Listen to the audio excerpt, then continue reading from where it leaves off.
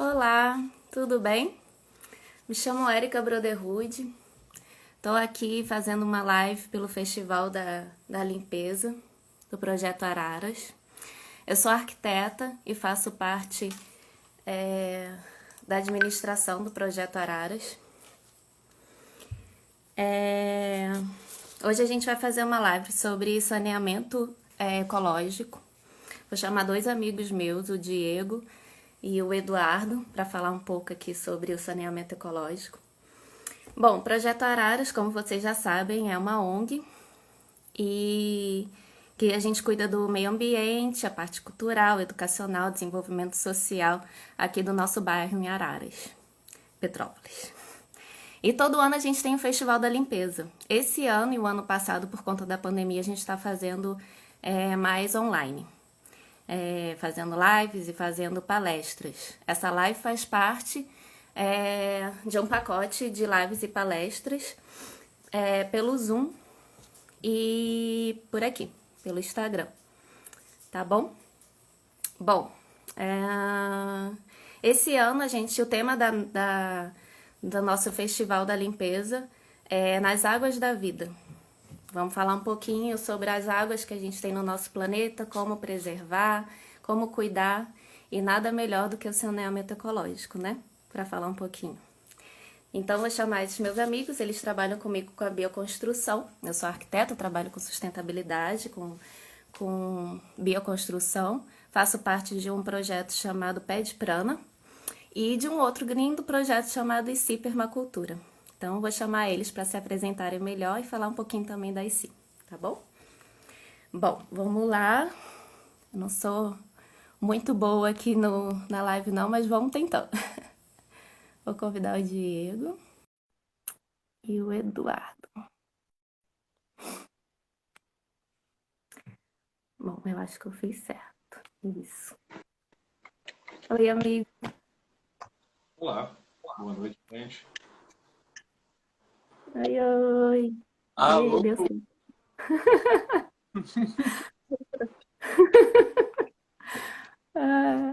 Então, gente, já dei uma breve introdução aqui sobre o que a gente vai falar. Gostaria que vocês se apresentassem um pouco e apresentassem a IC também, falasse melhor da IC, do projeto todo. Du, vou deixar para você começar aí, falando da IC que você domina com propriedade. Demorou. Tá todo mundo me ouvindo? Tô ouvindo. Tá bom. Maravilha. Eu sou o Eduardo, cara, prazer aí a todo mundo, sejam todos bem-vindos. Eu sou permacultor, atualmente trabalho com um projeto da IC Permacultura, também trabalho fazendo levantamentos florestais, na parte de bioconstrução também. Hoje a gente também trabalha com um projeto de coleta de compostagem. E vamos lá. Parar de falar um pouco de mim. A IC Permacultura, basicamente, é um projeto que ele vem trazendo a iniciativa, como o nome já diz, da permacultura, mas uma permacultura aplicável, se assim poderia dizer, em que a gente tem os planos de curto, médios e longos prazos e nós organizamos eles de acordo com a necessidade, principalmente, que vem acontecendo. A IC Permacultura tem planos, principalmente que sejam de abrangências socio-humanas, então o que a gente traz é o ser humano novamente agregado ao ambiente em que ele vive. Então, para isso, você tem que ter todas as questões envolvidas, tanto as questões ambientais, quanto nas questões humanas, quanto nas questões políticas, e assim vai, né? É uma abrangência geral de toda a nossa sociedade. Então, seria como se fosse um novo modelo permacultural social. Então, para isso, a gente trabalha sempre particionadinho, de acordo com nossos planos que projetamos, né, durante todo o processo de criação do projeto. E a Érica chamando a gente para participar disso, nada mais encaixou do que melhor do que uma luva, porque tanto o projeto do Pé de Prana quanto o projeto Araras são projetos perfeitos, sabe, de modelos que são ótimos, são modelos inclusivos ainda por cima. Então, dentro desse projeto com águas, nada mais permacultural do que falar do nosso atual tratamento, né, com a água. Então, a gente entrou participando desse projeto, dessa apresentação com muito bom grado, com muito prazer, porque discutir sobre a questão do saneamento ecológico e do modelo de saneamento atual que a gente está vivendo atualmente é muito importante, porque a gente vê que no país em que a gente vive também, boa parte da população mundial, o esgoto é tratado ou de maneira química ou ele não é tratado. Então, assim, existem só duas realidades e essas duas realidades não são de nenhuma maneira positivas e também não são de nenhuma maneira inclusivas, porque são maneiras que deterioram o meio ambiente e são maneiras caras de se manter. Eu vou falar mais durante a live, senão eu vou ficar falando aqui sozinho. Mas pode ir lá, eu agradeço aí a vocês, gente. Que bom que vocês Boa estão... noite, gente. Agradeço a Érica e ao Projeto Araras pela oportunidade. Agradeço a todos vocês que estão aqui nos ouvindo, né? E para a gente é um prazer muito grande estar falando sobre esse assunto tão importante que nós temos ferramentas já, né? Para poder estar melhorando as coisas, né? Através do sistema de saneamento básico ecológico, que a IC Permacultura trabalha diretamente com ele, né? Normalmente nós gostamos de implementar ele nas nossas obras e dentro da parte de bioconstrução, né? E para a gente está sendo um prazer muito grande. Eu sou permacultor, trabalho também com agroecologia, agrofloresta e me considero um guardião das águas e das florestas também. Então, assim, para mim é um prazer muito grande estar falando desse assunto aqui com vocês. Bom, enfim, eu queria fazer uma reflexão aqui, para vocês pensarem. De onde que vem a água que sustenta a casa de vocês, que chega na casa de vocês, e para onde que vai o esgoto que sai da água de vocês, da casa de vocês? Vocês já pararam para pensar nisso? É uma reflexão interessante. Porque, como disse o Edu, apenas 43% do esgoto que é tratado. Então, muito do esgoto não tratado vai para o rio. E não só o esgoto que polui o rio, né? Também tem a agricultura, monocultura com agrotóxicos, tem a mineração, tem o lixo. Então, a gente tem que pensar como devolver essa água para o meio ambiente, que é o que a permacultura pensa. Na permacultura não tem lixo, não tem desperdício, tudo volta para a natureza. A gente pensa em formas de ciclos.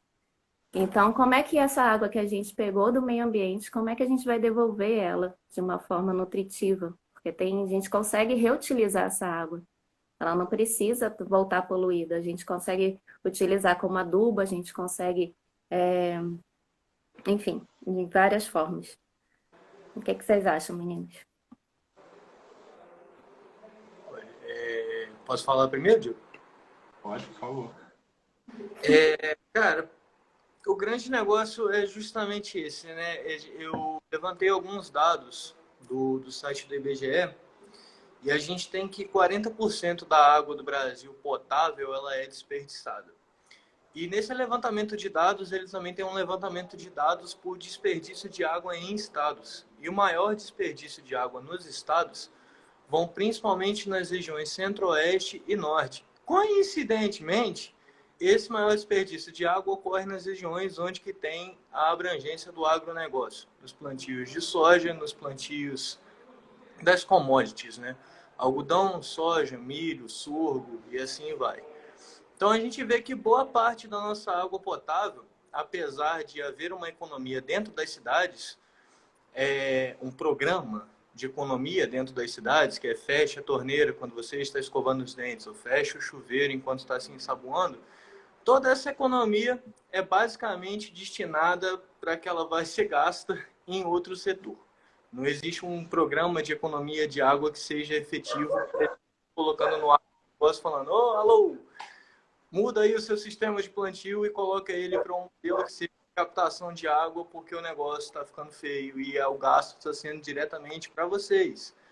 Mas não existe, né, esse programa. Então a gente vê que 40% da nossa água potável é desperdiçada. Essa água desperdiçada, ela é equivalente para encher 7 sistemas cantareiras. Para quem não está sabendo, o sistema cantareira é a maior represa do estado de São Paulo e é atualmente a represa que faz o abastecimento de boa parte da grande metrópole de São Paulo. Então seriam 7 dessas em desperdício de água. Seriam praticamente o abastecimento de para 7 São Paulo sendo desperdiçados direto anualmente aqui no Brasil.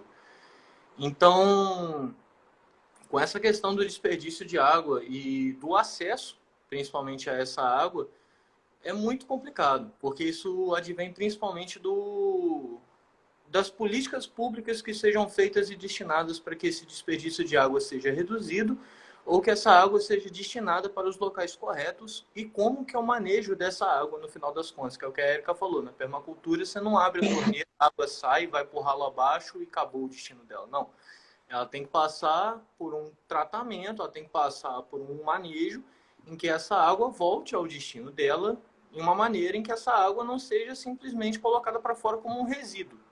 Ela tem que ser colocada para fora como uma logística reversa, em que ela é um resíduo que vai se transformar em não um produto de capital, mas um produto final, entendeu? Então tudo isso tem que ser muito bem questionado, muito bem tratado. Essa é a nossa principal ação que a gente está fazendo dentro de um projeto Araras como esse já é um dos passos, porque a gente já está indo direto, né, na comunicação geral, né, tanto nessa live aqui quanto na questão da política pública mesmo aplicada. Os órgãos públicos eles são muito responsáveis, para falar a verdade, são praticamente responsáveis por tudo. E além de responsáveis, eles também têm que ter a disseminação dessas informações, o que é muito pouco colocado, né, nas raízes e para onde que vai, e principalmente dentro do plantio, isso não é praticamente divulgado. Mas eu acredito que é basicamente isso. Se as políticas públicas atuais não forem adequadas ao que se tem que tratar, e se a gente não tiver voz para chegar até essas políticas públicas, a tendência é justamente a gente ficar com uma escassez da própria água e também não ter o tratamento do esgoto. Então, a tendência é cada vez mais poluir e, consequentemente, acabar com nossos recursos, né, naturais cada vez mais rápido. Verdade. Concordo Diga plenamente aí, com. Gui. Realmente é uma questão assim a ser levantada, né? A água entra no ralo e aí, para onde que ela vai? Ela recebe um tratamento? Esse tratamento ele é feito de forma correta? A gente estava pesquisando, na maioria das vezes não. É, os remédios que eles colocam para o tratamento da água, né? Eles geram impactos diretos, tanto no meio ambiente quanto na saúde humana, né? Então, assim, vale a pena a gente estar batendo nessa tecla, aproveitando desse espaço aqui de fala, né? De consciência, de conscientização, para a gente poder estar explicando e mostrando um pouquinho para vocês o que acontece depois que essa água ela é tratada. Né? Normalmente ela é depositada novamente nos corpos hídricos e eu particularmente moro aqui em Juiz de Fora, né? A maioria dos lagos da nossa cidade aqui, devido a tratamentos de água mesmo, eles já estão praticamente verdes, né? Cheio de algas, faltando oxigênio na água e isso causa vários impactos, né? Aqui, particularmente, não tem uma população que vive diretamente da pesca, mas em outros lugares do Brasil e do mundo tem. E isso, essa poluição da água, ela gera todo um impacto econômico e cultural, né? Então, quando envolve esses tipos de impacto, a gente entra na parte política também, né? E a água do Brasil ela é muito pouco reaproveitada. Os nossos sistemas convencionais eles não comportam a quantidade para tratamento. Então, realmente, como eu disse, a gente perde uma grande quantidade de água. E vale a pena a dúvida, né, a questão, né? O que a gente pode fazer para poder minimizar esses impactos, né? Nós da IC Permacultura, particularmente, se tratando na parte de esgoto, né, do sistema de saneamento básico mesmo, a gente trabalha com algumas ferramentas. A gente gosta muito de usar a bacia de evapotranspiração, que é uma técnica muito boa, muito funcional e ainda no final, com o produto final, ela gera comida para gente. Então, assim, É uma reutilização do ciclo total da água, né? A gente pega ela limpa, suja ela, coloca ela num sistema e desse sistema ela é devolvida limpa para o meio ambiente. E ainda por cima gera comida. Então, assim, seria uma solução, principalmente nos meios urbanos, né? Mas a grande dificuldade são os espaços mesmo, porque hoje em dia tudo é cimentado, né? Então, por exemplo, para a gente conseguir fazer isso nos meios urbanos, o meio urbano teria que se adaptar também a essas ferramentas, né? E eu acho muito importante a gente se adaptar a isso realmente, porque se uma pessoa só joga no rio o poluente, tudo bem, o planeta regenera. Mas e se 8 bilhões de pessoas pensarem da mesma forma? Uhum. Então, Fica vale a pena, grande. né? Muita gente impacto. Então, eu acredito que o meio urbano, né, daqui para frente, vai ter que se adaptar às condições que o planeta está oferecendo. Né? A gente está vendo vários impactos aí de desastres ambientais causados por alterações climáticas. E a nossa água também está, o Rio Paraná também está quase vazio, né? As próprias cataratas do Iguaçu mal tem cataratas mais. O Edu falou aí do sistema Cantareira, né? Praticamente zerado. Então, assim, vale a pena a gente começar a agir agora. Então, Uhum. esse fato aqui está sendo muito importante para essa ação começar, né? De conscientização. Eu acho interessante falar que tem muitas vantagens no saneamento ecológico. Ele pode gerar biogás, como eu disse, ele pode gerar adubo, tanto para as plantas, quanto a gente consegue também reutilizar a água. Existem dois tipos de água, as águas cinzas e as águas negras. Vocês querem explicar melhor o que é água cinza e o que é água negra? Para quem ainda não está muito ligado, água cinza é basicamente a água que sai das torneiras, que é a água da torneira da cozinha, a água da torneira do banheiro, a água do chuveiro, da pia do tanque, e as águas negras são as águas dos vasos sanitários. Então, são diferentes. No entanto, a vantagem existe sistema que unifica os dois lados e existem sistemas que separam os dois lados e você aproveita os sistemas de qualquer maneira. Outra vantagem muito grande apesar da gente trabalhar com microações ainda, eu acredito que quem sabe mais para frente a gente pode trabalhar com macroações. E quando eu digo macroações é pegar mesmo o saneamento de uma cidade inteira para fazer. Quando se trabalha em macroações também existem soluções para macroações. Então, por exemplo, eu peguei um exemplo da cidade de Araruama, Saquarema e Silva Jardim. A Erika até falou que nesse litoral fluminense costuma faltar água. Mas é o maior núcleo de tratamento de esgoto ecológico da América Latina. Eles tratam todo o esgoto da cidade, tanto de água com água pluvial também, né, com as águas das chuvas. Eles fazem um tratamento chamado wetlands, que basicamente é quase uma bacia de evapotranspiração gigante misturado com um biodigestor. Então, todo o tratamento de esgoto de 3 cidades, né, é tratado de maneira ecológica e não traz alimentos, mas traz uma quantidade de fauna e flora para o local absurda. Tem um estudo também, depois disso eu entrei em um artigo no estudo da UFV, que fizeram um levantamento florístico 5 anos antes da aplicação do sistema e 5 anos depois da aplicação do sistema. E a mudança é absurda, para melhor, dentro do sistema ecológico geral. Então, principalmente é isso, sabe? Não é uma coisa que, então eu vou ter que desmontar aqui minha casa inteira, vou ter que jogar tudo embaixo e fazer tudo de novo. Não, sacou? Tipo, você consegue, se a gente conseguir chegar onde tem que chegar, se a gente conseguir chegar a fazer as mudanças onde tem que fazer, se a gente conseguir chegar nas pessoas onde que a gente precisa de chegar, que são as pessoas que têm as influências, coisas, nos prefeitos, vereadores, governantes gerais, governadores, deputado federal, estadual, senador, que seja. Essas mudanças dentro do saneamento ecológico são possíveis, já acontecem, só que é isso, né? Como é que eu posso dizer? É uma transição que ela não é muito fácil de ser aceita inicialmente, principalmente por esse tipo de pessoa, porque isso tudo quer dizer, se trata de um lobby. Então eu nem preciso de falar mais nada quanto a isso, sacou? Porque é isso, se a gente pega e coloca um tratamento de saneamento ecológico contra uma empresa que usa um tratamento normal, que já está lá há quantos anos, fica difícil da gente conseguir ganhar, por exemplo, mas então a gente tem que trabalhar primeiro realmente nos microespaços para que a gente consiga ter e mostrar, né, de fato, em campo, de que essa técnica e essas técnicas, né, no caso, no biodigestor, por exemplo, em que você joga tanto a água cinza quanto a água negra e você consegue converter ambos para uma geração de biogás e uma geração de eletricidade dentro do biogás. No caso do que nem o Diegão falou, dentro da bacia de evapotranspiração, você coloca lá o esgoto das águas negras, você colhe banana, você colhe taioba, você colhe inhame.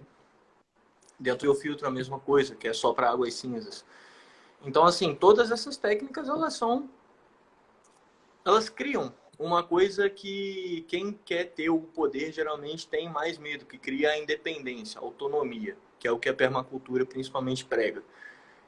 Você dá autonomia ao indivíduo. Principalmente quando você dá autonomia, você dá a ele a segurança alimentar, você dá a ele a segurança de um bem-estar, a segurança de um bem viver. Toda essa autonomia, ela é assim vista para uma caracterização de Estado opressor, não é uma coisa com bons olhos, vista com bons olhos. Mas é isso, a gente trabalha do mesmo jeito, não tem problema, nenhum de nós três aqui tem medo disso mesmo. Então, assim, a gente Continuamos vai para firmes. dentro mesmo e apresenta, e é isso. A gente sabe que tem como fazer e a gente vai fazer. É verdade. Eu estava E lendo a opinião de pesquisadores aqui hoje e a grande maioria deles falam que a humanidade tem que quebrar o paradigma do reuso da água. E eu uhum, concordei assim, plenamente, porque muitas das pessoas que a gente vai construir uma bacia de evapotranspiração para ela, elas se perguntam: nossa, mas a gente vai colher banana que é adubada com cocô humano? Como assim? Então rola esse preconceito também. assim mesmo. Desse Delícia. jeito, eu morro de rir na hora, mas não tem nada a ver, né? A própria planta sabe dos nutrientes que ela precisa, então ela puxa somente os nutrientes que ela precisa, né? Sim. A bacia ela é muito interessante porque é um sistema fechado, ela não tem nenhum tipo de contato com o solo, então toda a água que entra ali suja, ela sai dali limpa. Como? Através das plantas, né? Das plantas, das bananeiras, das taiobas, enfim. É um sistema muito legal, muito bacana. E hoje em dia, né, um sonho utópico mesmo é ver todo mundo com uma bacia dessa em casa comendo uma banana. Banana para todo mundo. Banana. E aí é engraçado, né? Porque assim, eu estava vendo os Objetivos de Desenvolvimento Sustentáveis da ONU e o saneamento ecológico ele supre mais ou menos uns seis dos objetivos. E um deles é a erradicação da fome, né? Então, assim, vai ter banana para todo mundo mesmo. Outros é pobreza, bem-estar, cuidar das águas, cuidar da vida na água, cuidar da vida terrestre, cidades e comunidades sustentáveis e, lógico, a água potável e o saneamento. E o SUS gasta em torno de 125 milhões só com tratamento de infecção intestinal causadas exatamente pelo saneamento incorreto, né? Não ter saneamento básico. Então, eu acho que tem, assim, tem várias vantagens, né? Acho que a gente podia falar um pouco dos tipos de saneamento ecológico. O que a gente mais gosta, como o Diego já falou, é a BET, a bacia de evapotranspiração, nossa apelido BET. Tem gente que acha que é uma mulher, mas é a nossa querida BET. É, e, enfim, vocês querem falar um pouco como é que ela funciona, as camadas, como é que a gente faz? Ela é para água negra, como é que Explica é? aí, Diego, vai lá.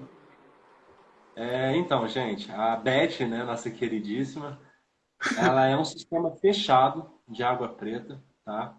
Normalmente a gente faz um buraco no chão mesmo, 1,5 m de profundidade, 3 de comprimento e 1,5 de largura. E aí a gente veda ele, né? A gente utiliza cimento mesmo, é uma técnica da bioconstrução, mas o cimento ele é imprescindível nela, porque ele realmente veda todas as passagens de onde a água poderia sair, né? E após isso a gente faz uma pirâmide, na forma de uma pirâmide mesmo, atravessando ela toda. Bota um cano que é o escape do gás, ou se você quiser coletar esse gás para gerar biogás, né, através do biogás, você pode até abastecer carro, se você conseguir transformar ele em biometano, né? Você pode aquecer chuveiro, você pode esquentar a água da pia, você pode ter gás no fogão para você cozinhar. Então, tudo a partir dessa tecnologia, né, dessa ferramenta. Após isso, a gente coloca brita, areia, cascalho, terra e matéria seca orgânica. Então, assim, ela é um sistema anaeróbico, então ela é fechada, né? Não entra ar, não entra nada. E a água, ela entra no fundo da bacia ali e o cascalho puxa a água, a brita puxa a água, a areia puxa a água e as raízes vão estar na terra ali, em contato com essa água que foi puxada, né, chupada para cima através das pedras, dos cascalhos, enfim. E se alimentam, puxam essa água para elas se nutrirem, né, e consequentemente crescerem, e depois devolvem para o meio ambiente limpo. Os resíduos sólidos, né, eles vão virando um adubo a partir da ação de micro-organismos do solo, que ali estão entre os buraquinhos dos tijolos ou dos pneus, né? Dá para a gente fazer tanto com tijolo quanto com pneu a pirâmide. E ali eles começam a agir e fazer a decomposição daquele resíduo sólido e transformar ele em terra, né? Então, assim, a bacia de evapotranspiração ela tem um tempo de vida útil, né? Mas depois desse tempo de vida útil, a terra que vai estar ali, ela vai estar excelente para plantio, né? Então, assim, você consegue plantar muita coisa ali. Eu acho que é isso. Se o Edu quiser complementar mais alguma coisa. Depois você explica o biofiltro. Biofiltro de água cinza. Eu vou falar um pouquinho do biodigestor, então. Que o biodigestor é uma tecnologia... Eu gosto muito porque a galera, quando fala muito de bioconstrução, fica muito focada só no artesanal, né? Eu gosto muito da bioconstrução por ela ser também high-tech. Sacou? Ela é uma coisa que você tem como utilizar mesmo da tecnologia de uma maneira em que a galera coloca muito tecnologia como se fosse uma coisa ligada a uma digital tecnológica com transistores e nananã. Basicamente é como que você usa o seu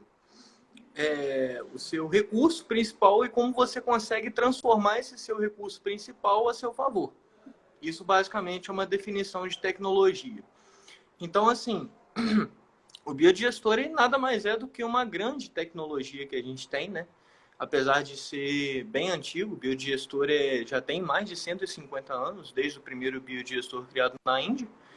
Então, hoje a gente já tem o biodigestor em que o sistema dele funciona basicamente da seguinte maneira. Ele também não é nenhum tipo de oxigênio, em que você trabalha com inoculantes. O que são os inoculantes? Inoculantes são bactérias que trabalham, no caso da planta, para germinação. No caso do resíduo, para que esse resíduo consiga liberar todo tipo de trato que ele tem.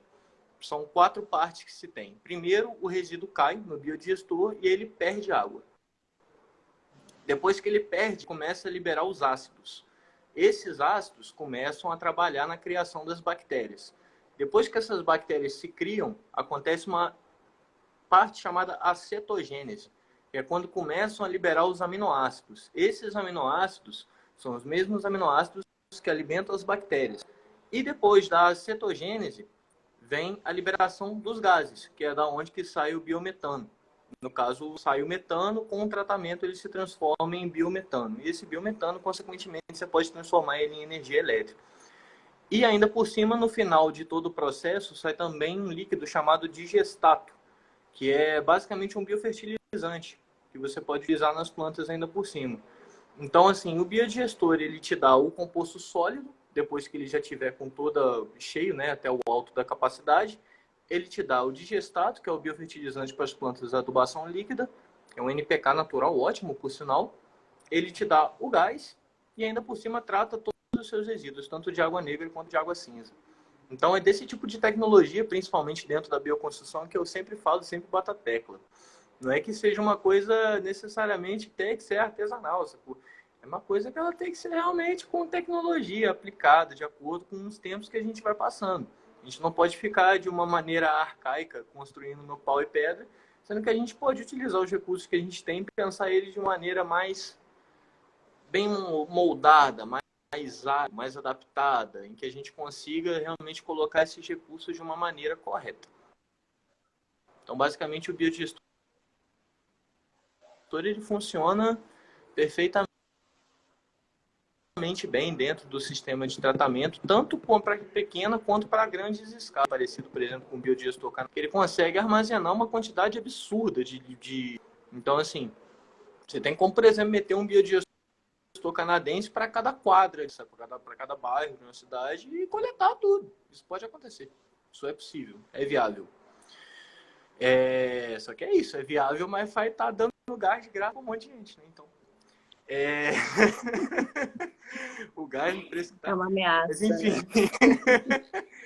é basicamente isso, sabe? Aí, então, o Diegão, entra aí na explicação do biofiltro aí pra galera, então.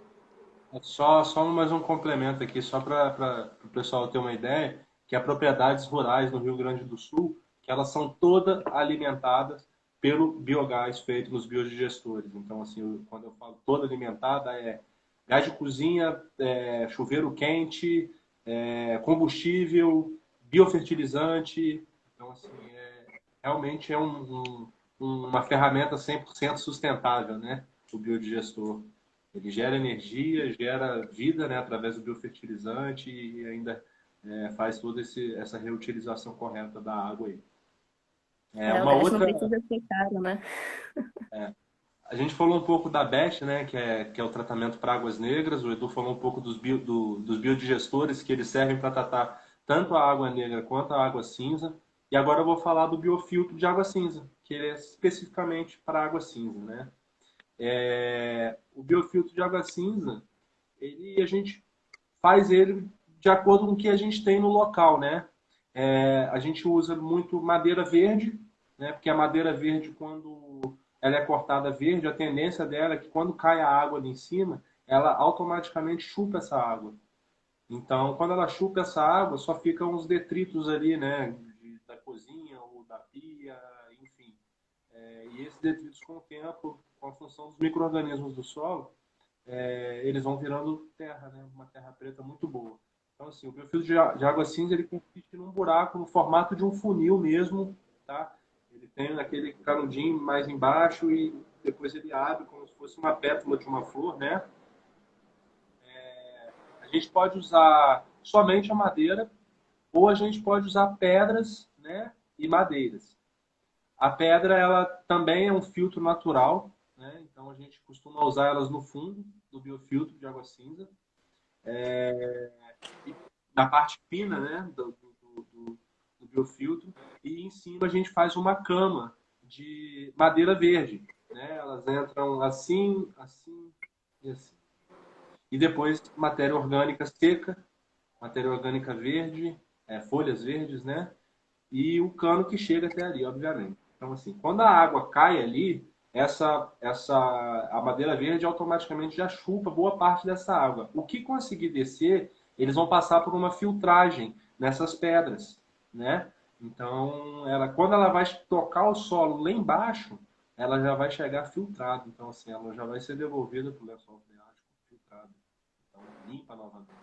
E todos os detritos passaram por 4 filtros diferentes: folha seca, folha verde, troncos verdes e pedras, até chegar no solo. Então foram 4 filtragens diferentes até ela chegar ali. E esse biofiltro também, ele produz comida. porque nas bordas deles, né, a 30 centímetros aproximadamente da entrada do buraco, a gente planta bananeira, a gente pode plantar taioba, inhame, e a tendência desse biofiltro é que a terra toda que está em volta dele, ela vai ganhando nutriente também. Então, depois de algum tempo de funcionamento do biofiltro, a gente começa a observar que em volta dele, na região em volta dele, a terra começa a ficar muito nutritiva, as plantas começam a se destacar em relação às outras, entendeu? Então, assim, realmente é uma tecnologia também bem interessante para quem não tem condições de comprar um biodigestor, né? Preço um pouco mais elevado, mas o biofiltro funciona muito bem também e a gente consegue fazer ele com pouca coisa, né? Com pouco custo mesmo. É, porque a permacultura também é olhar o que que a gente tem ao redor, né? Entendeu? Uhum. Quando a gente vai fazer um projeto e um saneamento ecológico em alguma residência, a gente olha o que que tem em volta e qual desses métodos seria mais interessante. Se tem pouca água, tem o banheiro seco também. Se tem muita água, se tem um pomar, se tem horta para adubar. Então a gente vai vendo se tem matéria orgânica, se tem pedra, tudo isso para ver o que que a gente pode usar. Porque a bioconstrução, ela exige mais uma mão de obra, porque é um pouco mais artesanal mesmo do que a convencional. Mas em compensação, a gente também não gasta tanto com material, porque a gente tenta usar o material que tem à disposição e respeitando o máximo o ciclo de vida da natureza, né? Eu acho interessante também falar que o saneamento básico, ele não envolve só o esgoto, a saída. Envolve também como a gente capta essa água, o abastecimento da água, que pode ser captação de água de chuva. Não foi, Diego, que você viu É um que dado era na curioso, legislação, porque como é que foi? a legislação brasileira entende as águas pluviais, né, as águas de chuva, como esgoto e não dão a devida reutilização mesmo, né? Imagina só a água da chuva, por exemplo, quando chove aqui em casa, as plantas elas mudam completamente do que se eu tivesse aguando com uma mangueira todo dia. Você vê, você nota a diferença, né? Então, assim, a gente pensa num mundo onde a gente está tendo fome, a quantidade de água boa que a gente está desperdiçando para plantio, pessoas passando fome. Então, assim, será que é uma política ou é um projeto? Eu me pergunto. O Diego tá comendo jabuticaba já tem semanas que não para de chover lá. Jabuticabeira tá felizona. O Juiz de Fora está tendo que andar de barco praticamente. E então, isso também é interessante. Quando tem captação de água de chuva, a gente diminui as enchentes. Quando a gente para de usar tanto concreto, gente, pelo amor de Deus, vamos deixar os nossos solos permeáveis, ou no mínimo semipermeáveis, para de usar concreto em tudo. Então, tem várias formas de você, não precisa pisar na grama se você não quiser, mas tem outras formas da gente fazer um revestimento na área externa que fique permeável. Tem os jardins de chuva que muitas cidades, muitos locais urbanos estão adaptando exatamente para ter esse retardo da água, da chuva, que infelizmente está começando cada vez mais a ser torrenciais pelo aquecimento global. Então, esses jardins de chuva, eles ajudam que não haja enchentes, tantas enchentes. A Prefeitura do Rio de Janeiro, ela apoia projetos sustentáveis, inclusive quando tem caixa de retardo. Não necessariamente você precisa reutilizar água, mas já que você vai fazer uma caixa de retardo, gente, utiliza, né? Tem água ali em abundância. Não tem por que você pagar água também. Olha as dicas. Gás de graça, água de graça. Mas podemos. A bioconstrução tem essa também, né? Da captação de água, soluções assim, né? Por exemplo, eu estava vendo, acho que na Holanda, a própria água que eles lavam a mão, da pia ela já cai na descarga. Olha que Uhum, interessante isso. uhum. Não é uma solução longe da gente alcançar, é tão simples. Será que as produtoras de pia, de vasos sanitários, de caixas de vasos sanitários não poderiam pensar numa alternativa assim? Já que está faltando água, né? Agora, a gente também, eu acho que vai muito de cada um, né? A gente não pode ficar esperando isso também. Por que que a gente individualmente não pode fazer isso? Uhum, exato. Trabalhinho de Já formiguinha. não é algo muito longe de se alcançar, de se projetar algo do tipo, né? Que já existe. É só a gente pegar o exemplo e replicar. Exato. né? De Exato fato. que a gente tem. Quando você, sem contar que se trata também de saneamento ecológico, a gente também fala também dos resíduos sólidos, sacou? E isso dentro do saneamento básico também, né, coleta dos resíduos. Eu não gosto de chamar de lixo, porque dentro da permacultura não existe, né, lixo. Mas Existe tem a fora. questão do tratamento dos resíduos, né, de todos os resíduos. Isso é o saneamento básico.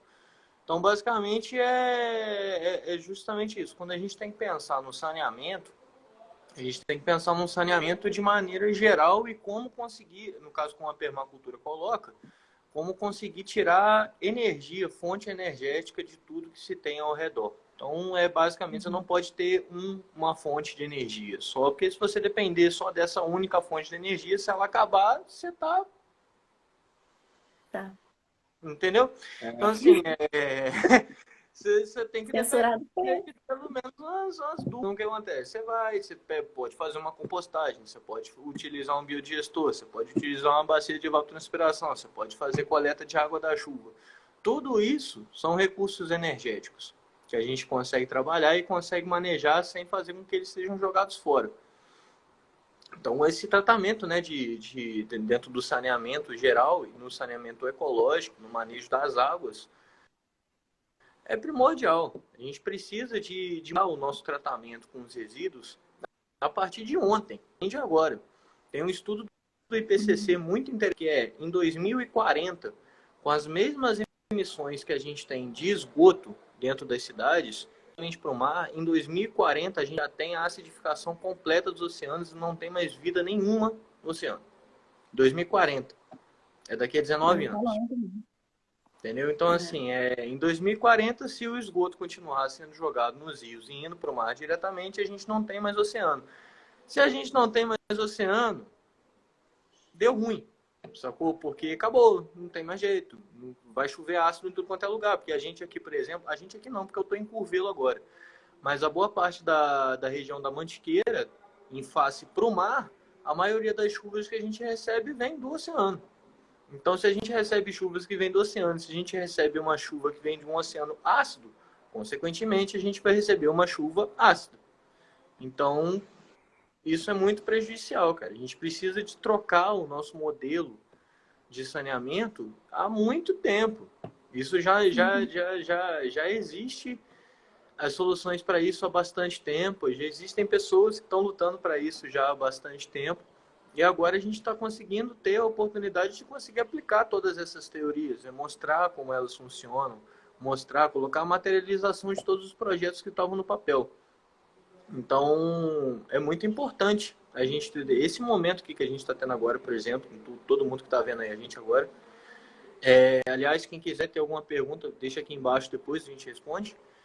E é muito importante esse momento, cara, porque a gente precisa mesmo colocar essa divulgação à tona, sabe? Num momento tão importante quanto esse que a gente tem, de notícias falsas, de coisas que não existem sendo colocadas como se fossem verdadeiras, a gente tem que mostrar esses tipos de dados, sabe? O momento que a gente tem é um momento muito grave, cara.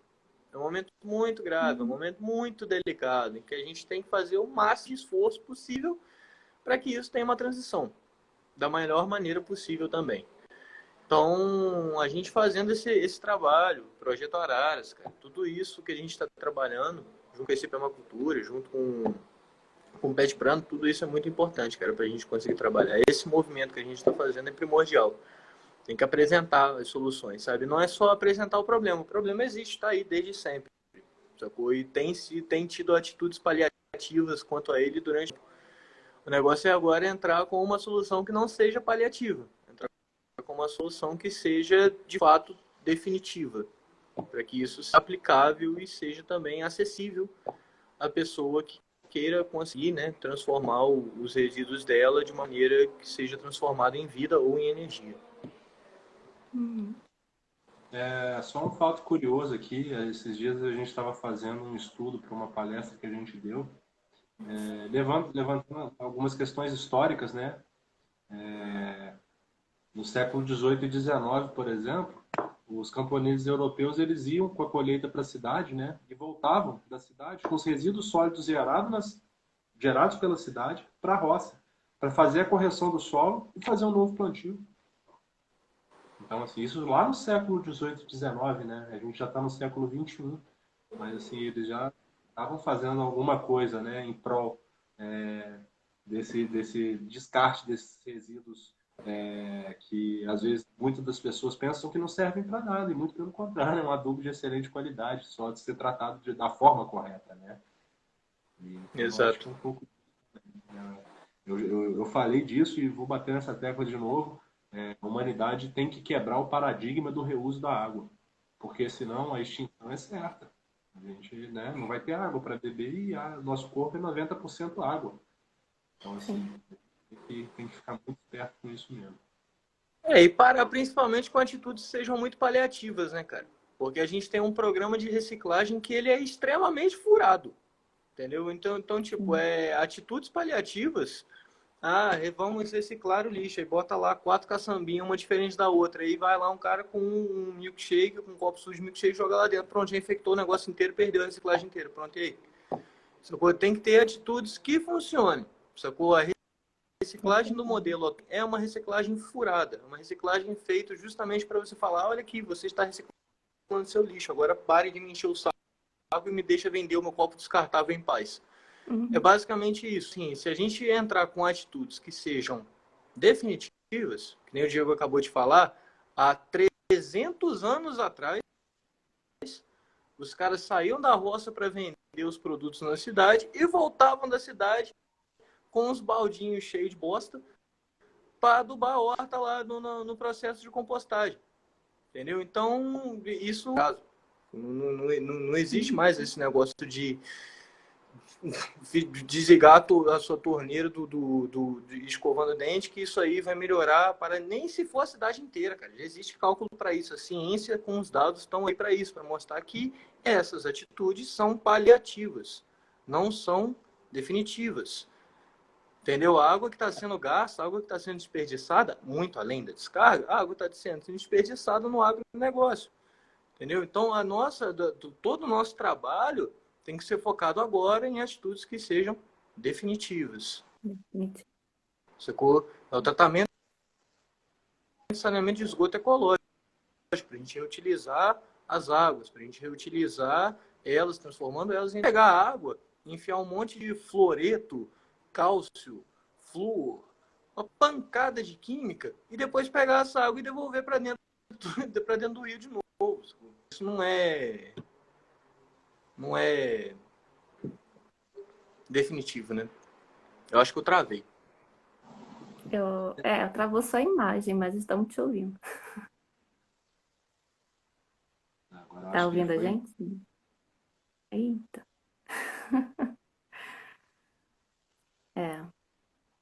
Edu? Não. Saiu. Não, foi, voltou. Alô? Voltou. Estamos te vendo. Você está nos ouvindo?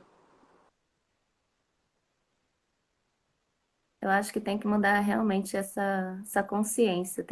Temos que ter mais responsabilidade sobre os nossos atos,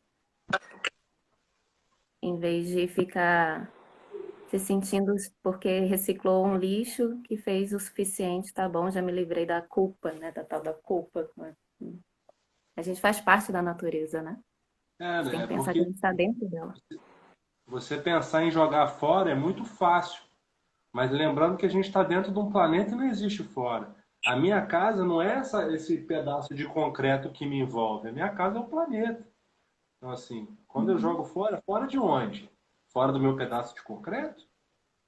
Ou fora do planeta? Que é algo inviável, né? Para gente que tem muito lixo fora do planeta, né? Mas aí é lixo que eles geram lá, não é responsabilidade comunidade nossa aqui, cidadão de Juiz de Fora, ou de Petrópolis, enfim. Então não existe fora, gente. Esse negócio de jogar fora é uma balela, porque tá todo mundo dentro de uma casa só, que é o planeta. Então, assim, se a gente não tiver um mínimo de cuidado com ele, ele vai se sacudir uma hora e vai dar ruim para todo mundo. Grande Raul Seixas, né? Bom, vou ler aqui algumas perguntas. Acho que tem Maravilha. uma pergunta aqui do Selemi, meu querido Selemi, colega de biodança. Considerando o consumo de água do agronegócio, que influência teria essas economias da população em geral nas cidades?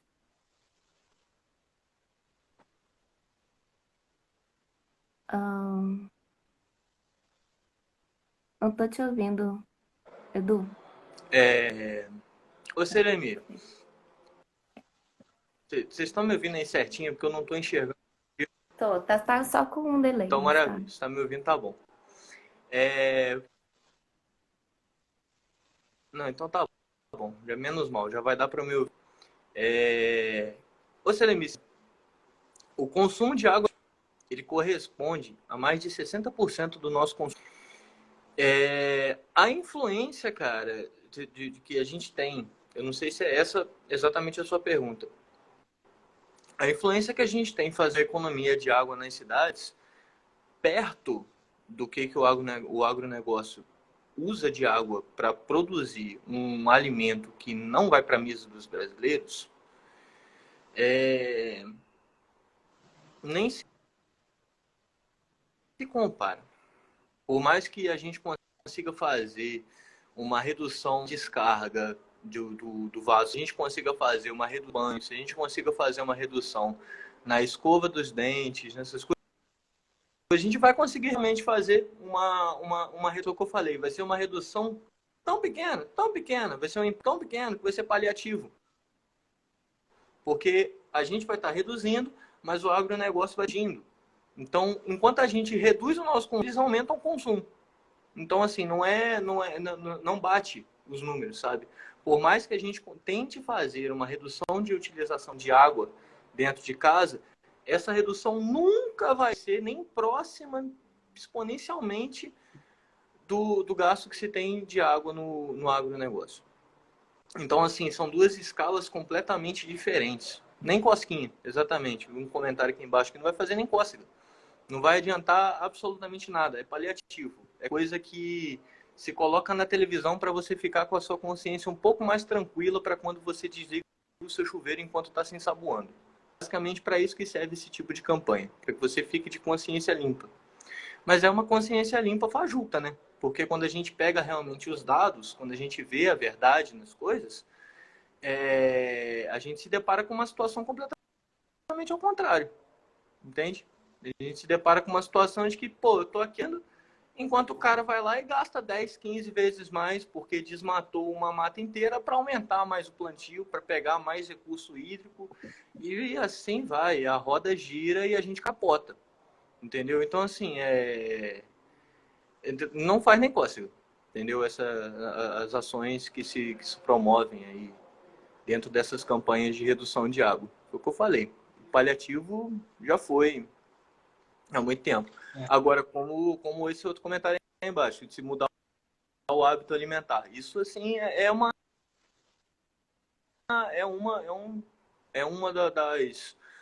um pouco mais difícil da gente conseguir abranger, porque se trata de uma população.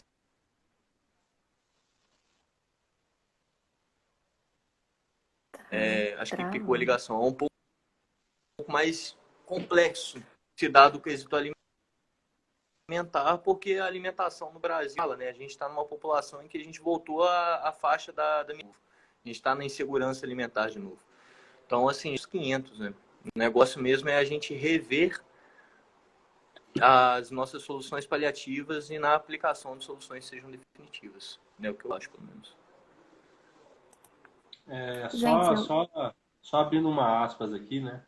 O Du falou a respeito dos 60% da água potável do nosso país é gasto por um setor, né? O agronegócio.